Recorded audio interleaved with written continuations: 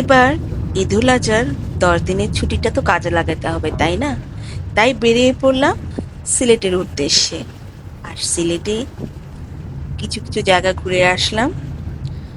আর সিলেট তো হচ্ছে চায়ের দেশ। যেখানে যাবেন সেখানে দেখবেন শুধু চা আর আর চা। আমরা প্রথম গেলাম হবিগঞ্জে। এই ভিডিওতে আপনারা দেখতে পাবেন সাতছড়ি জাতীয় উদ্যান, মাধবপুর লেক, কমলগঞ্জের এবং জাফলংয়ের সৌন্দর্য, এবং সাথে খাসিয়াপল্লীতে আমরা কি কি খাবার খেলাম তার বিস্তারিত, এবং সর্বশেষে রয়েছে একটা রিসোর্টের ভিডিও। আশা করি সম্পূর্ণ ভিডিওটা আপনাদের ভালো লাগবে। হবিগঞ্জে আমরা ওইখানে কিছু জায়গা ঘুরে বেড়ালাম। আর পথে এরকম সুন্দর চা বাগান দেখে চোখের শান্তি আর মনেরও শান্তি হলো। কি দারুণ দৃশ্য! চারিদিকে শুধু সবুজ সবুজ আর সবুজ। অনেকদিন পরে সবুজের মধ্যে নিজেকে পেয়ে দারুণ লাগছিল। কি যে বলবো, ভাষায় প্রকাশ করা যাচ্ছে না।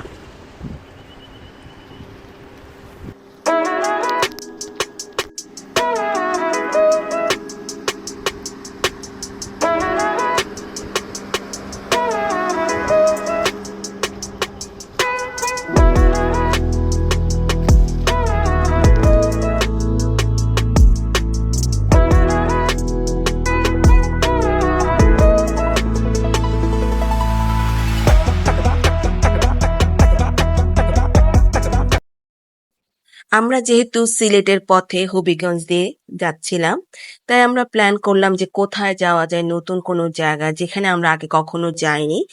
তাই ভাবতে ভাবতে আমরা ঠিক করলাম সাতছড়ি জাতীয় উদ্যানে যাব। যেহেতু এই জায়গাতে আমরা কখনো যাইনি, আমাদের জন্য একদম নতুন একটা জায়গা। যে বলা সেই কাজ, আমরা যাত্রা শুরু করলাম সাতছড়ি জাতীয় উদ্যানের দিকে। প্রথম দিন আমরা গিয়েছিলাম সাতছড়ি জাতীয় উদ্যানে। এখানে 100 টাকা টিকিট দিয়ে ঢুকতে হবে, জনপ্রতি 100 টাকা করে। প্রথমে ঢুকতে আমাদের মনটা একটু হতাশ হয়ে গিয়েছিল, কারণ এখানে সংস্কারের কাজ চলছে, তাই অনেক জায়গা বন্ধ। তবে ঢুকতে ঢুকতে যেহেতু আমরা ঢুকেই পড়েছি, ঘুরতে তো হবে, যেতে যেতে সুন্দর সুন্দর জায়গা চোখে পড়লো।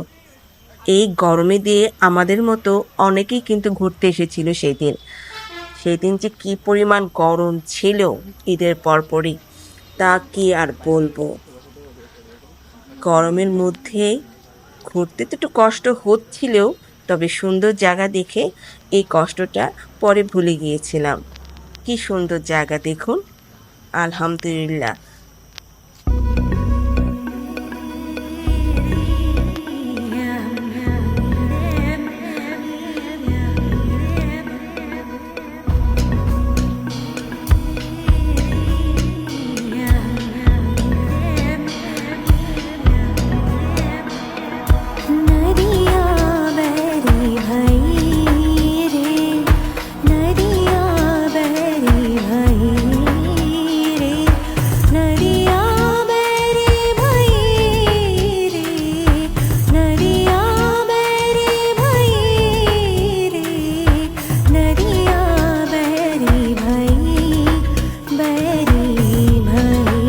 যারা প্রকৃতি প্রেমিক তাদের কাছে জায়গাটা অবশ্যই ভালো লাগবে, কারণ চারপাশে এত গাছগাছালি, চারপাশে খালি সবুজের সমারোহ, দেখতেই ভালো লাগছিল। সামনে দেখা মিলল এরকম লাল লাল ফুল, আর সাথে সাথে একটুখানি ফুলের শুভেচ্ছা আমার সাথে নিয়ে নিন। সবাইকে অনেক অনেক ফুলের শুভেচ্ছা। এতক্ষণ যে জায়গাটা দেখালাম সেটা ছিল উপরে, এই সিঁড়ি দিয়ে যেতে হয়। আর এই সিঁড়ির মধ্যে অনেকে অনেক ধরনের ফটো সেশন করছিল। আমিও বসে বসে কিছু ছবি তুলে নিলাম, দাঁড়িয়ে ভিডিও করলাম। আর ছবি তোলা কি বাকি আছে, তাও করলাম। এখানে আসলে কিন্তু আপনারা বিভিন্ন ধরনের বানরের দেখা পাবেন। এই যে এই ভাই মোবাইলে ভিডিও করছিল, ছবি তুলছিল, কিন্তু আমার মোবাইলের ক্যামেরাতে কিছুতেই ফোকাস আসছিল না, তাই বানরের ছবিটা ক্যামেরাবন্দি করা হলো না। যেহেতু এই গরমে ঘুরতে এসেছি, তাই পুরাটা জাতীয় উদ্যান তো এক্সপ্লোর করতে হবেই, তাই না? এরকম চিকন চিকন রাস্তা, চারপাশে কাটা গাছের, হাঁটতে একটু কষ্টই হচ্ছিল, কিন্তু ঘুরে বেড়িয়েছি অনেক। এরকম একটা নির্জন বনের মতো জায়গায় আপনি কিন্তু প্রকৃতির শব্দ শুনতে পারবেন, একদম চোখ বন্ধ করে নিস্তব্ধতার শব্দ। আমার তো ভালোই লাগছিল।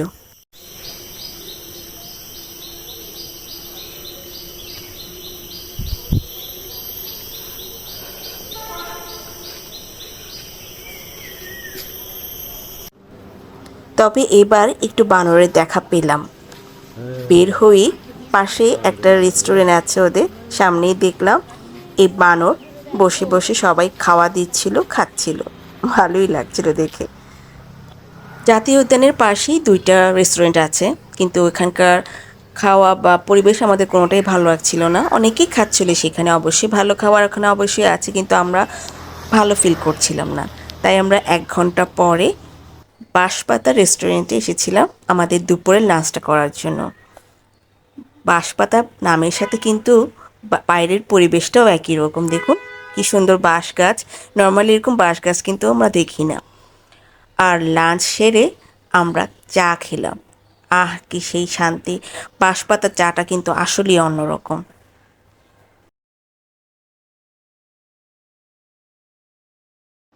এরপর রাতে আমরা সিলেটে পৌঁছে গিয়েছিলাম হজরত শাহজালাল মাজার এবং শাহপরার মাজার। আমরা মুসলমান যারা সিলেটে যায় তারা তো এই দুইটা প্লেস অবশ্যই ভিজিট করি, তাই না?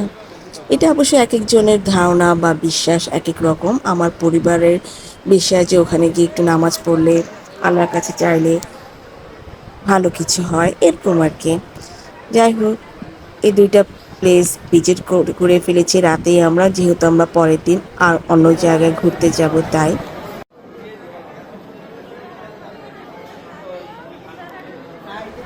ভিডিওটা যদি ভালো লেগে থাকে অবশ্যই সুন্দর একটা কমেন্ট করবেন প্লিজ, কারণ আপনাদের কমেন্ট পড়ে এবং দেখে আমি অনেকটা উৎসাহিত হই।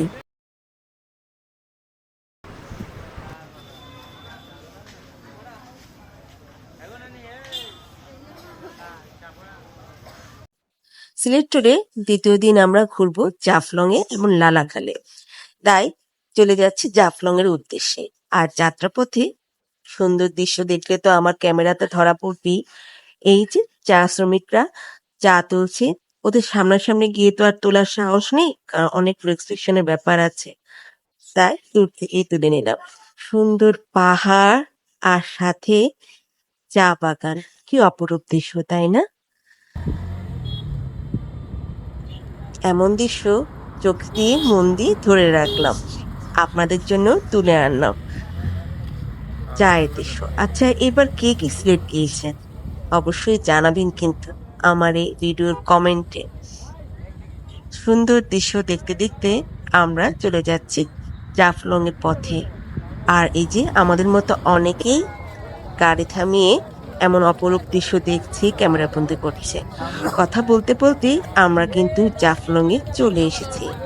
আর কি বলবো, প্রচন্ড গরমে কি যে একটা নাজেহাল অবস্থা সেদিন ছিল, আমি তো অনেকটা অসুস্থই হয়ে গিয়েছিলাম। আর সামনে এই সুন্দর পাহাড় দেখে আবার আটকে গেলাম।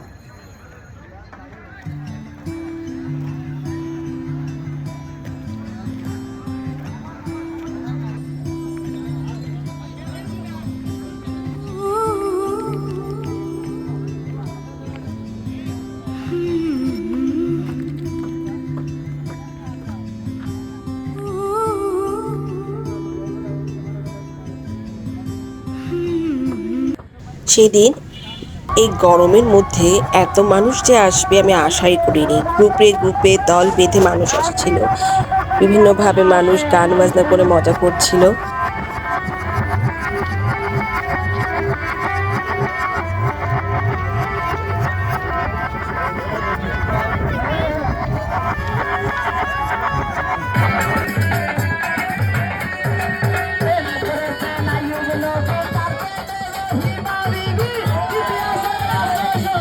যেতে যেতে এরকম শিল্পকর্মের দেখা মিলল। আমার খুব ইচ্ছা ছিল একটা পাথর নিয়ে আসার, কিন্তু আর আনা হয়নি। এই যে হাতে উনি বানাচ্ছে, এটা ছিল 120 টাকা করে।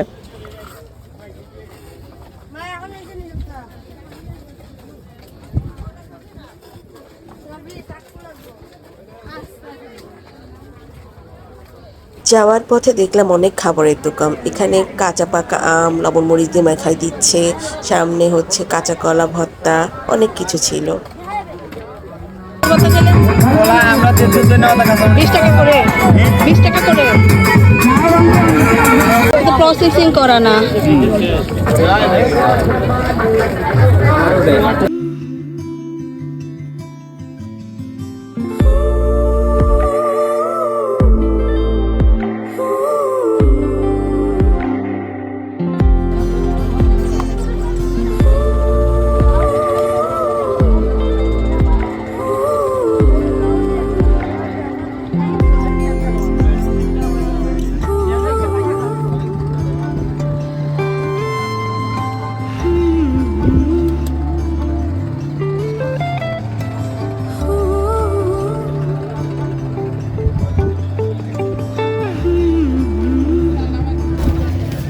চলতে চলতে আমরা নৌকা ঘাটে চলে আসলাম, মানে এক পার থেকে আমরা ওপারে যাব। এখানে প্রতিজনের ভাড়া নিচ্ছিল 100 টাকা করে, জনপ্রতি 100 টাকা। একটু বার্গেনিং করতে হয় সবার সাথে, মোলামুলি করে বুঝতে হয়, কারণ অনেক সময় বেশিও চায় তারা। নৌকা দিয়ে এপার থেকে ওপারে যাওয়ার সময় বেশ ভালোই লাগছিল।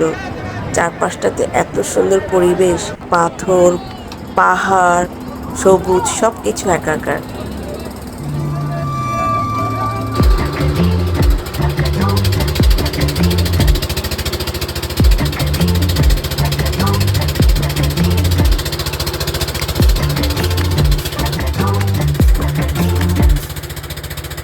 জাফলংয়ে প্রায় বছর 10 আগে মনে আমার আসা হয়েছিল, অনেক ছোটবেলায়। কিন্তু এখনকার জাফলং দেখে মনে হচ্ছে সম্পূর্ণ অন্যরকম, অনেক কিছু পরিবর্তন আছে, তাই না? আগের থেকে অনেক বেশি সুন্দর, অনেক বেশি গোছানো।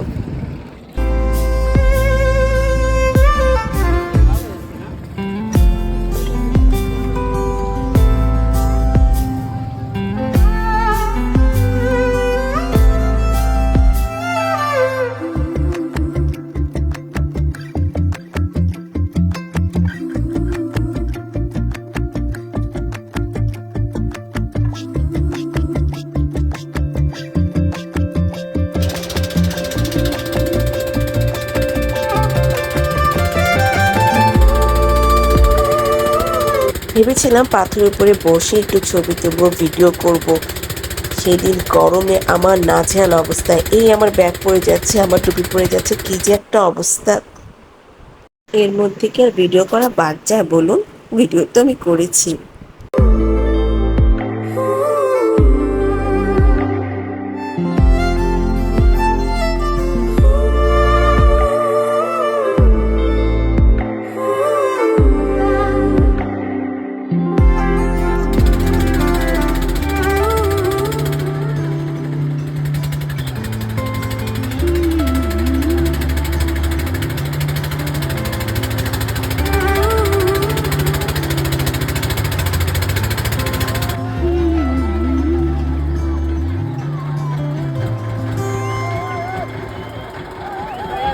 এপারটা ঘোরাঘুরি শেষ হওয়ার পরে ওপারে চলে গেলাম।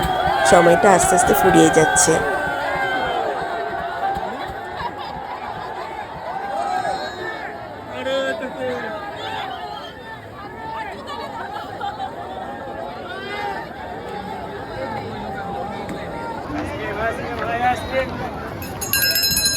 জাফলং থেকে আসার সময় 1-2টা পাথর নিয়ে এসেছিলাম। ব্যাগ ভারী হয়ে যাবে বলে বেশি কিছু আনতে পারিনি, মানে আরো পাথর আনার ইচ্ছে ছিল। এখানে আসার পরেই দেখলাম ওপারে ইন্ডিয়ার পতাকা এবং বাংলাদেশের পতাকা পাশাপাশি। এখানে ইন্ডিয়ার বর্ডার, মানে ওই পাশটাতে যাওয়া যাবে না।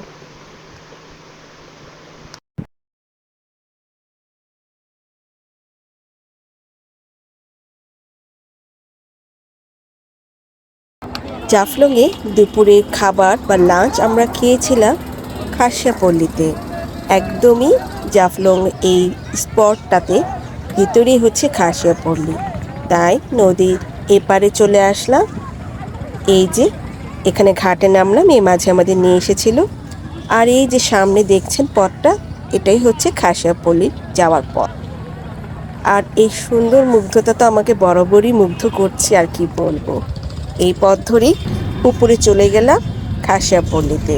যাওয়ার পথে প্রতিটা জায়গায় দেখলাম সবুজের সমারোহ।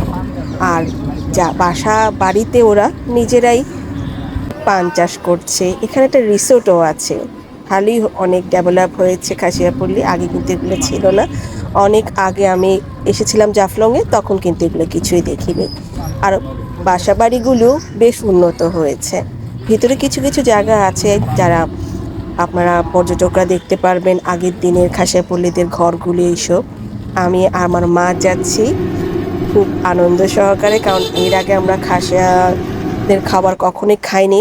উপজাতীয় খাবারগুলি আমাদের খাওয়া হয়নি খাবার আগে, তাই আমরা একটু জায়গাটা ঘুরে বেড়াচ্ছি।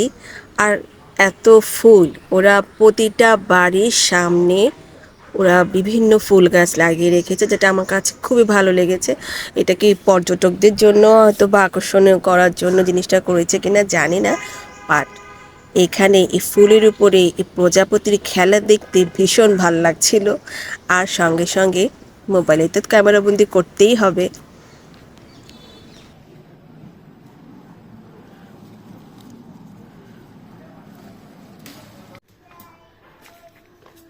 এরপরে পুরা পল্লীটা একটু ঘুরে দেখার জন্য চারপাশে ঘুরছি। এই যে ওদের আগের যুগের গাড়ি ঘরগুলো, এখন তো তারা বিল্ডিংয়ে থাকছে, মানে ইট পাথরের বিল্ডিংয়ে থাকছে, কিন্তু আগে এরকম কাঠ দিয়ে তারা বাসা করত।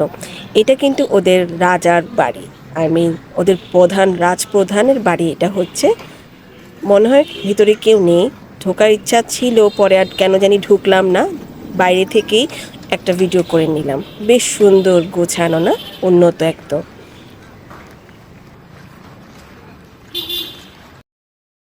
পাড়ায় গাছে এরকম ঝুড়ি লাগানো ছিল, এটা ওরা ডাস্টবিন হিসেবে ব্যবহার করে। ভালোই লাগলো আমার পদ্ধতিটা। এরপর রমলা রেস্টুরেন্টে এসেছি, এটা খাসিয়াপল্লীতে। এখানে আমরা লাঞ্চ করব আমাদের।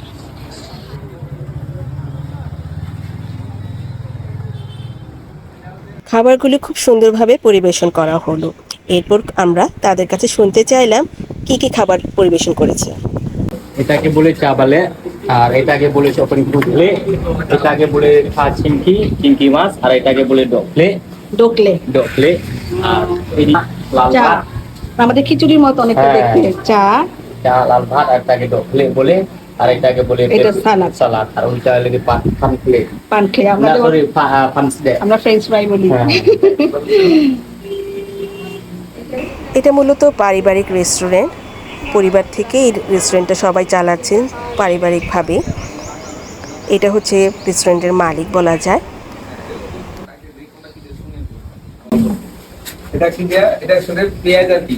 আর এটা দেশি মুরগ, মরো। আর এটা চিংকি মাছ, শিং মাছ। হ্যাঁ না, শিং মাছ, শিং মাছ। শিং মাছ। এটা হলো চিকেন। চিকেন আর পেঁয়াজ।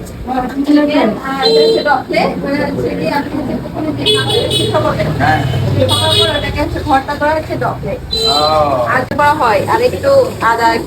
এটা ইয়ে করো, কি করো? আমাদের খিচুড়ির মতো লাগতেছে দেখতে। আচ্ছা, তারপরে এরপর আমি প্লেটে খাবারগুলো নিয়ে নিলাম, খাবার শুরু করলাম। অনেকক্ষণ অপেক্ষা করছিলাম, প্রচন্ড খিদে লেগেছে। দেখতে পারবেন ডালা খেলে আমি কি কি করলাম, আমার সুন্দর সুন্দর মুহূর্তগুলি।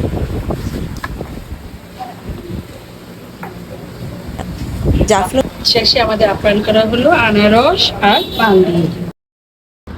জাফলংয়ে ঘোরাঘুরি শেষে আমরা গিয়েছিলাম লালাখালে।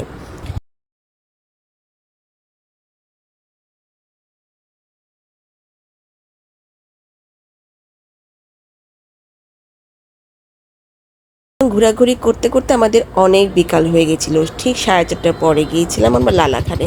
ওই সময়টা আসলে লালাখালে যাওয়া যাবে কি না সেটা সম্পর্কে আমাদের আসলে ধারণা ছিল না। তাই আমরা প্রথমে গিয়ে ওখানে জিজ্ঞেস করলাম যে 5টার পর যাবে কি না। অনেক মাঝি রাজি হচ্ছিল না, তবে কেউ কেউ রাজি হচ্ছিল। এর মধ্যে থেকে আমরা একজনকে সিলেক্ট করে নিলাম, কিন্তু আমাদের যাত্রাটা অতটা শুভ হয়নি। মাঝপথে আমাদের নৌকাটা গেল নষ্ট হয়ে। এরকম একটা অভিজ্ঞতা নিয়ে আমার এই লালাখালের এই ভিডিওটা আপনাদের সামনে উপস্থাপন করছি। আশা রাখি ভালো লাগবে সম্পূর্ণ ভিডিওটা। প্রথমেই যখন আমরা ঘোরাঘুরি শুরু করলাম, আমরা তো পুরো খালটা দেখে মুগ্ধ। আমাদের সাথে অনেকগুলো নৌকাও তখন চলছিল, তাই এত মুগ্ধতা নিয়ে আমরা পুরা লালাখালটা ঘুরে বেড়াচ্ছি। আর আশেপাশে সবার অনুভূতিগুলো আমি আমার ক্যামেরায় বন্দি করছি। দারুণ একটা অভিজ্ঞতা। দুই পাশে এত সুন্দর ভিউ, কি বলবো আপনাদের। সেদিন আকাশটাও যেন অন্যরকম নীলবর্ণ ধারণ করেছিল। আর এই লালাখালের পানির রংটা যেন অন্যরকম, অন্য কোনো নদী বা খালের সাথে তুলনা করা যাবে না। ঠিক সবুজ বা নীল দুটার একটা সংমিশ্রণ রং, কি যে ভালো লাগবে দেখতে, বলাই বাহুল্য। সেদিন পুরা পরিবেশটাই ছিল অন্যরকম।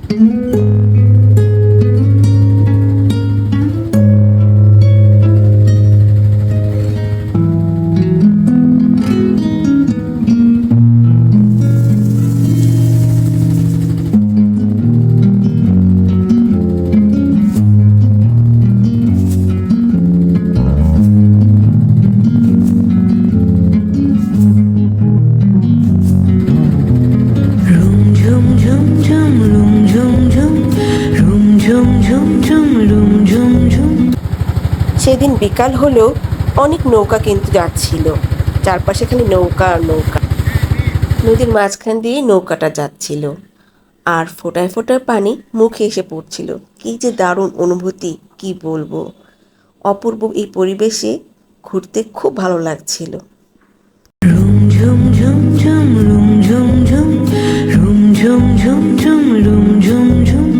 খেজুর পাতার নূপুর বাজায়, কে যায় যায় রুম ঝুম ঝুম ঝুম রুম ঝুম ঝুম রুম ঝুম ঝুম ঝুম রুম ঝুম ঝুম, খেজুর পাতার নূপুর বাজায়।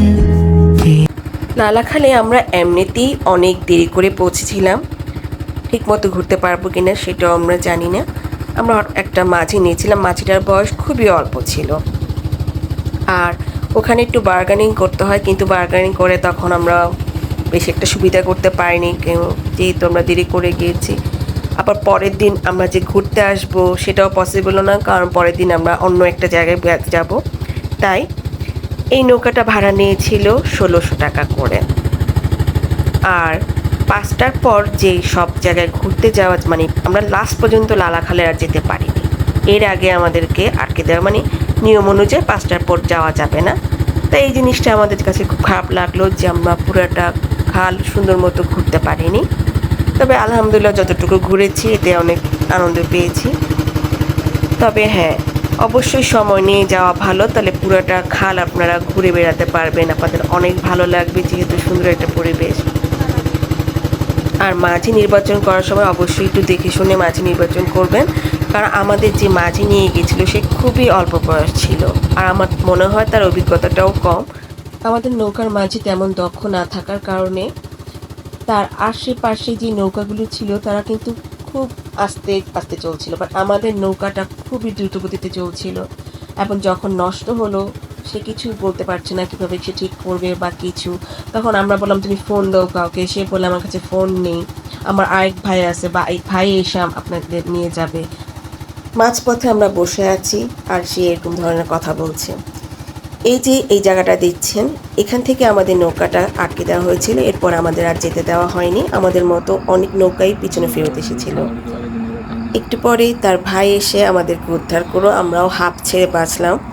আমাদের নৌকার সাথে তাদের নৌকাটা দড়িতে বেঁধে পরে নিয়ে যাওয়া হয়েছিল গন্তব্যস্থানে। যাই হোক, ভালো খারাপ মিলে আমাদের এই লালাখালের অনুভূতি আপনাদের সাথে শেয়ার করতে পেরে ভালো লাগলো। এরপর সন্ধ্যা নেমে আসলো, আর এরকম চাঁদনি রাতের দৃশ্য দেখতে দেখতে আমাদের এই ভয়ের কাহিনীটা এখানে শেষ করছি। সুন্দর দৃশ্য দেখতে দেখতে সেই অনুভূতি বোঝানো যাবে না। আমি সঞ্জিদা খানম, আমার ভালো লাগা থেকেই ভিডিও বানাই এবং আপনাদের সাথে তা শেয়ার করি। আপনাদের যদি একটুখানি ভালো লেগে থাকে অবশ্যই তা লাইক এবং কমেন্টসের মাধ্যমে আমাকে জানিয়ে দিবেন। ভালো থাকবেন সবাই, আল্লাহ হাফেজ। ঈদের চাঁদ যায় রুম ঝুম ঝুম ঝুম রুম ঝুম ঝুম রুম ঝুম ঝুম ঝুম রুম ঝুম ঝুম। সিলেট ভ্রমণে লাস্ট দিন আমরা এসেছিলাম মৌলভীবাজারে কোমলগঞ্জে মাধবপুর লেক দেখতে। সে কি অপরূপ দৃশ্য! এই লেকে সামনে আসলেই অবশ্যই আপনার মাথাটা ঘুরে যাবে এই সৌন্দর্য দেখে।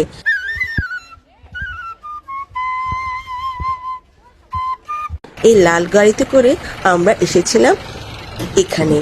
এদের লোকাল ট্রান্সপোর্ট, সবাই এই লাল গাড়িতে করে আসছিল। আর প্রথমে এসে পড়লাম আমরা মাধবপুর লেকের সামনে। প্রথমেই চোখে পড়বে এই সাইনবোর্ডটা, এখানে সবকিছু বিস্তারিত লেখা আছে। অধীর আগ্রহে আমি হাঁটতে হাঁটতে চলে যাচ্ছি মাধবপুর লেক দেখতে। এর অপরূপ দৃশ্য দেখার জন্য আমার যেন ধৈর্য থামছে না। চলে আসলাম মাধবপুর লেকের সামনে। আমি এর অপরূপ দৃশ্য দেখে মুগ্ধ হয়ে গেছি। বেগুনি রঙের পদ্ম ফুল জুড়ে রয়েছে পুরো লেকটা, আর তার চারপাশে পাহাড়, চা বাগানের পাহাড়। সেই এক অপরূপ দৃশ্য। সিলেট ভ্রমণের সবচেয়ে প্রিয় জায়গা মনে হয় আমার এটাই, কারণ আমি এসে এর প্রেমে পড়ে গিয়েছি। সেই কি অপরূপ দৃশ্য! বেগুনি রঙের পদ্মপুরে ঘেরা পুরো লেক, সেই যেন এক মায়াবী আবেশ। দেখছি আর ভালোবাসছি। I love কোমলগঞ্জ। এখানে এসে আপনি অবশ্যই মাধবপুর লেকে ভালোবাসায় পড়ে যাবেন, আমি তা 100% গ্যারান্টি দিয়ে বলতে পারি। এর অপরূপ দৃশ্য দেখে যে কেউ ভালোবাসায় পড়ে যেতে পারে ভাই বোনেরা। তাই বলছি কি, আমার সাথেও আপনি এর অপরূপ দৃশ্যটা দেখে নিন, আশা করি ভালো লাগবে।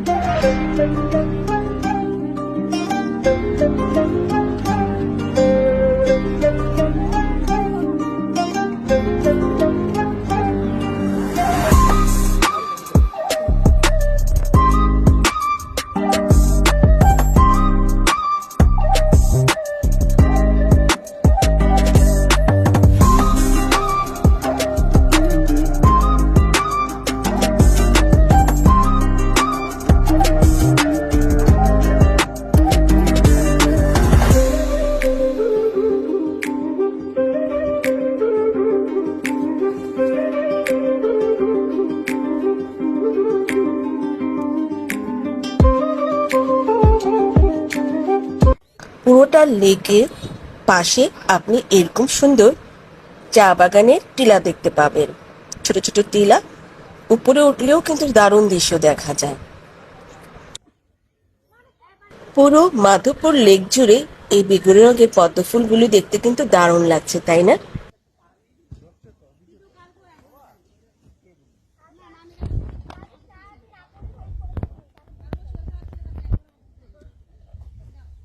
হালকা হালকা বাতাস বইছে, পানি নড়ছে, দেখতে ভালোই লাগছিল।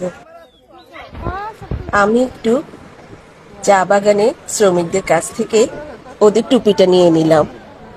ভালোই লাগছিল। এমন পরিবেশে নিজেকে মনে হয় হারিয়ে ফেলেছিলাম।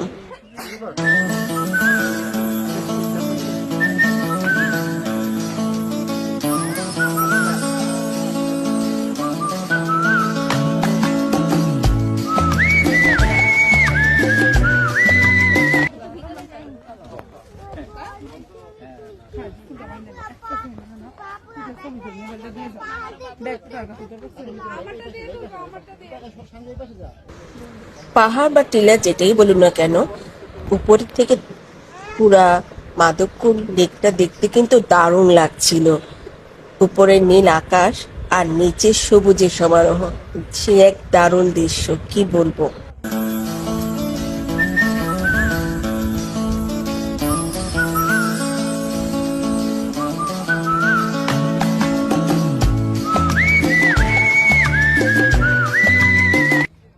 এমন পরিবেশ দেখে মনে হয় সারাক্ষণ বসে থাকি, কোথাও না যাই। আমি অনেকক্ষণ বসে বসে এই অপরূপ দৃশ্য দেখছিলাম আর চোখ মন দুটি জুড়িয়ে নিয়েছিলাম। আপনাদের কেমন লাগলো?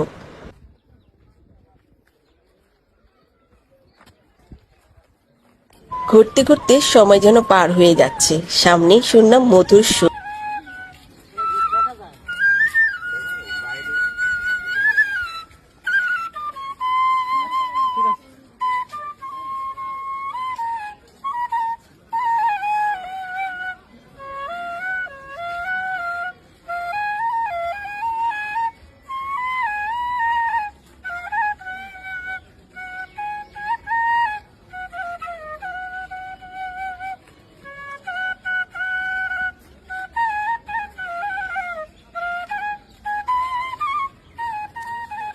আমি সঞ্জিতা খানম জেনি শখের বসে ভিডিও তৈরি করি এবং তা আপনাদের সামনে প্রকাশ করি।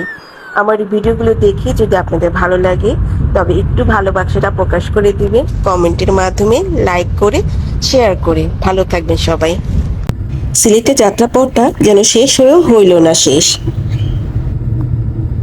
আমরা এখন এসেছি গার্ডেন প্যালেস রিসোর্টে, এটা সিলেটে। আমাদের যাত্রাপথে হঠাৎ করে দেখলাম, তাই থেমে গিয়েছি। রিসোর্টটা বেশ সুন্দর, তাই একটু ঘোরাঘুরি করে যাচ্ছি। যাত্রাপথে এই সুন্দর ভিউ দেখে, পরন্ত বিকেলের ভিউ দেখে আমরা গোল্ডেন প্যালেস রিসোর্টে থেমেছিলাম। দূর থেকে এই ভিউ আসছিল, খুব সুন্দর, কি দারুণ দৃশ্য। বিকালটা এখানে কাটিয়ে দেওয়া যায় অনায়াসে। দূরে দেখুন কি সুন্দর আকাশ, যেন তার রূপ ছড়িয়ে। রিসোর্টে ঢুকতেই এই দুষ্ট টেডি বিয়ারের দেখা মিলল। কি মজা করছে সে! এখানকার প্রতিটি দর্শনার্থীকে সে দারুণভাবে আনন্দ দিচ্ছে। বাচ্চাদের সাথে আমরা বড়রাও তার দুষ্টামিগুলো দেখে আনন্দ পাচ্ছিলাম। বেশ দুষ্ট এই টেডি বিয়ার। এখানে ওখানে ঘুরে ঘুরে সবাইকে বিরক্ত করছে আর মজার মজার সব কাণ্ড করছে।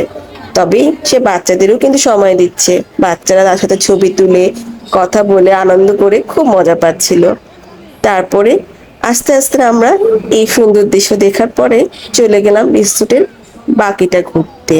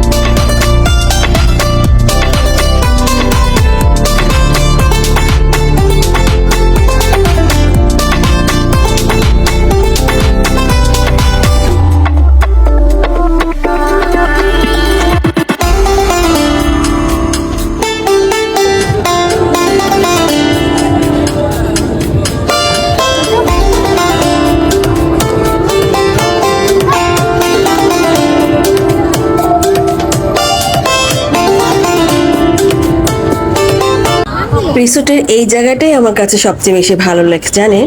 এত সুন্দর দৃশ্য, সূর্যটা একদম মনে হয় পানির সাথে মিশে গিয়েছে। আমি বলছিলাম দেখো কি সুন্দর দৃশ্য। আসলে একটা সুন্দর বিকাল উপভোগ করছিলাম আমরা এই রিসোর্টে এসে। আর এখানে যারা দেখছিল তাদের কাছেও বেশ ভালো লাগছিল এই রিসোর্টটা।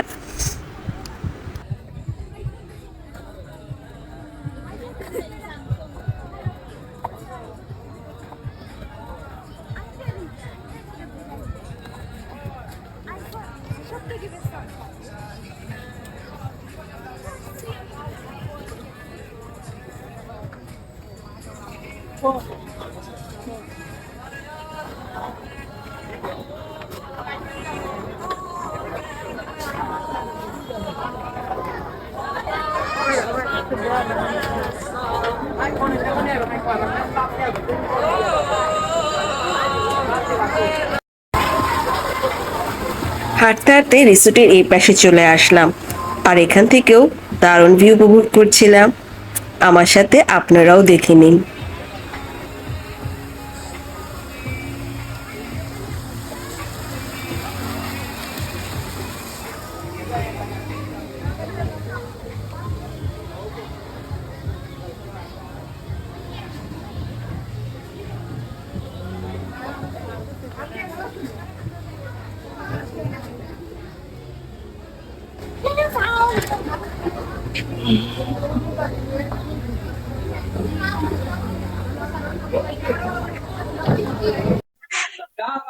রেস্টুরেন্টের ভিতরে একটা কিচেন আছে,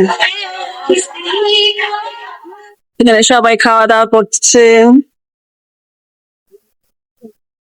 গার্ডেন কিচেন।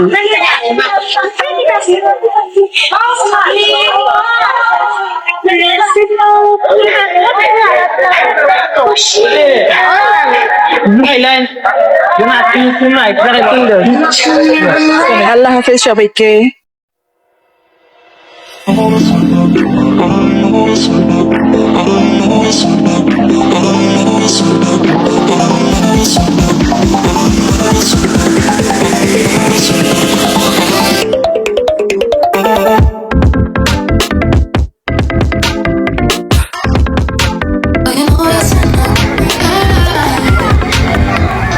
এতক্ষণ ধরে যারা আমার ভিডিওটা দেখলেন তাদেরকে সবাইকে জানে অনেক অনেক ভালোবাসা ও শুভেচ্ছা। আশা করি আপনাদের পুরো ভিডিওটা ভালো লাগলো। অনেক বড় ভিডিও, যেহেতু আমি এখানে অনেকগুলো জায়গা একসাথে দেখিয়েছি তাই ভিডিওটা অনেক বড় হয়েছে। আশা করি সবার খুব ভালো লেগেছে। আর যদি ভালো লেগে থাকে প্লিজ আমাকে একটু কমেন্টস দিয়ে উৎসাহিত করবেন। আপনাদের এই কমেন্টসগুলো পড়ে আমার খুব ভালো লাগে, সত্যি বলছি খুব ভালো লাগে। আর যদি বেশি ভালো লেগে থাকে প্লিজ একটু শেয়ার দিয়ে দেবেন। সবাই ভালো থাকবেন। আল্লাহ হাফেজ।